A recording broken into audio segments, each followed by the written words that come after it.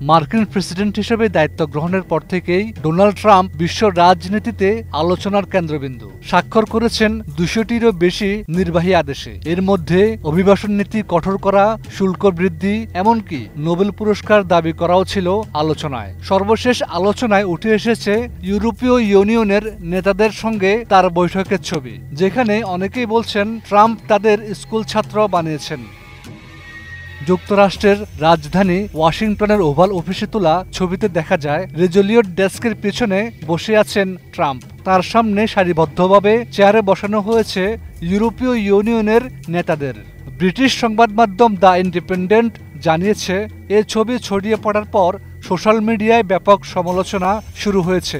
অনেকেই একে ট্রাম্পের বিব্রতকর ক্ষমতার খেলা হিসেবে উল্লেখ করছেন।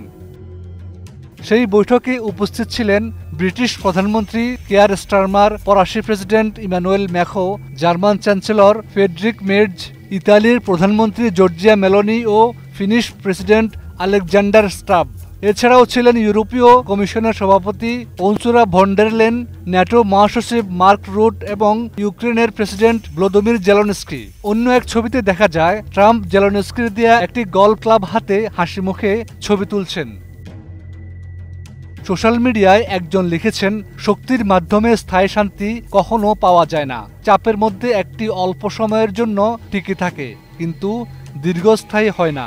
আরেকজন মন্তব্য করেছেন, ডোনাল্ড ট্রাম্প নেতাদের সমান মর্যাদার সম্মেলন টেবিলে না বসিয়ে স্কুলের দুষ্ট ছাত্রদের মতো সারিবদ্ধ করে রেখেছেন।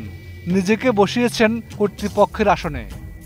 অনেকেই প্রশ্ন তুলছেন, ইউরোপীয় নেতারা কিভাবে এ ধরনের পরিস্থিতি মেনে নিলেন। একজন মন্তব্য করেছেন, বিব্রতকর, আমি বিশ্বাস করতে পারছি না তারা ট্রাম্পকে এভাবে বসতে দিয়েছে। আরেকজন বলছেন, ইউরোপীয় ইউনিয়নের জন্য এটি সবচেয়ে লজ্জাজনক ঘটনা।